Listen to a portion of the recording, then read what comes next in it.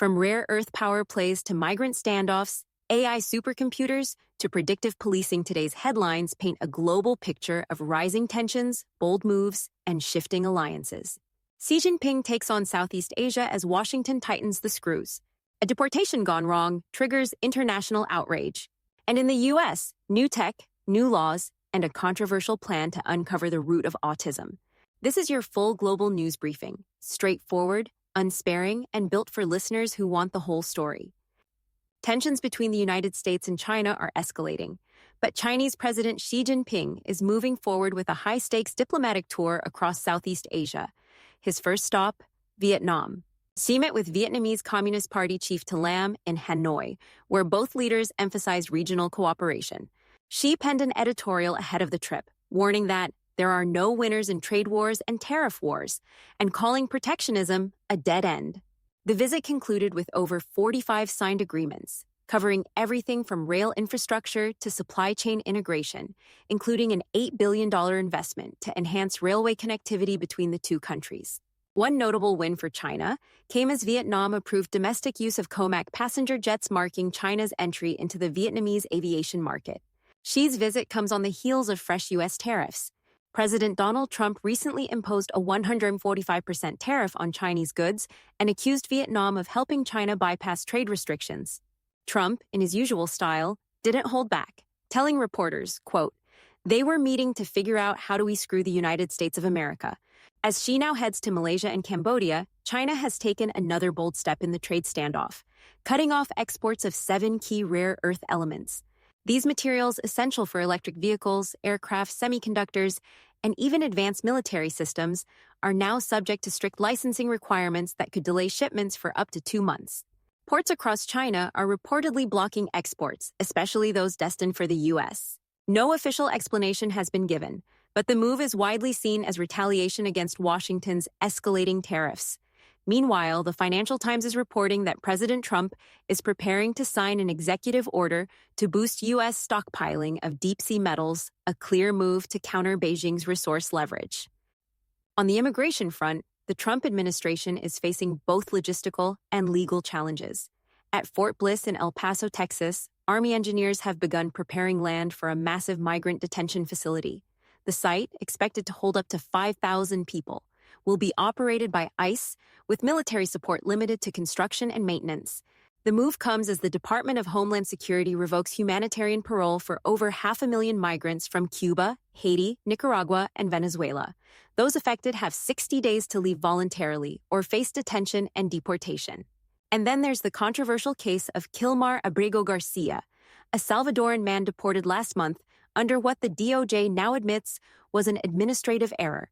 Garcia, who entered the U.S. at age 16 and lived in Maryland with a work permit and no criminal record, was ordered not to be deported in 2019 due to credible threats from gangs in El Salvador. Still, ICE insists he's a member of MS-13, citing information from a confidential informant.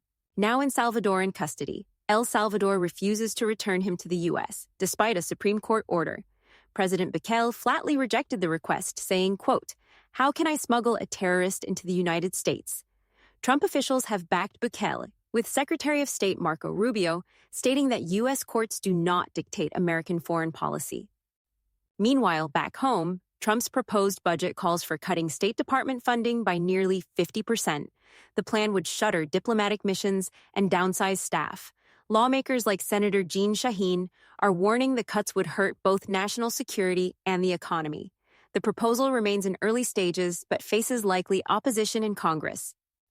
Turning to technology, NVIDIA has announced it will build AI supercomputers in the United States, partnering with Foxconn and Wistron to open massive manufacturing sites in Houston and Dallas. The initiative is expected to generate $500 billion worth of AI infrastructure over the next 4 years. With tariffs on Chinese tech rising, NVIDIA is betting big on keeping hardware production close to home. At the Department of Health and Human Services, Secretary Robert F. Kennedy Jr. says a large-scale investigation is underway to determine the root causes of autism. He claims the department will identify the causes by September and eliminate those exposures. Kennedy, a longtime vaccine skeptic, has appointed David Geyer to lead the effort. Geyer has previously promoted discredited vaccine theories. and was cited in Maryland for practicing medicine without a license. Despite Kennedy's statements, no credible studies have shown a link between vaccines and autism. Most researchers point to genetic and prenatal factors. Autism diagnoses have risen sharply in recent decades, with the CDC now estimating that 1 in 36 children are affected. In global energy news, clean electricity accounted for 40% of global power generation in 2024, the highest level since the 1940s. According to Ember's Global Electricity Review, renewables alone provided 32% of global power. Solar power doubled over the past 3 years, now accounting for 7% of global electricity, while wind reached 8%. Despite this growth, fossil fuels still met rising energy demand. Coal supplied 34%, while gas held steady at 22%. In the UK, the government is testing new software that predicts the likelihood of individuals committing homicide. Known as the Homicide Prediction Project, it draws on personal and demographic data from nearly 500,000 people. Officials say the tool is only for research, not court use. Critics warn the system is built on biased data and could disproportionately target low-income and minority groups. A government report assessing its effectiveness is expected later this year.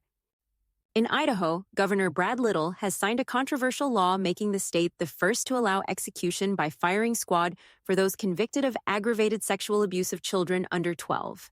The law, effective July 1st, also introduces tougher sentencing for a broader range of child sex offenses. Prosecutors must now prove at least 3 of 17 aggravating factors to pursue capital punishment. Governor Little called the law a necessary response to crimes he labeled as sickening and evil. And in international news, a Russian missile strike in the Ukrainian city of Sumy killed over 30 people and injured more than 80. Ukrainian officials say the missiles carried cluster munitions and targeted civilian areas. The attack came just days after U.S. envoy Steve Witkoff visited Moscow to discuss potential peace efforts. President Zelensky condemned the strike as an act of terrorism and urged a forceful international response. Meanwhile, ceasefire talks between Israel and Hamas are set to resume in Qatar.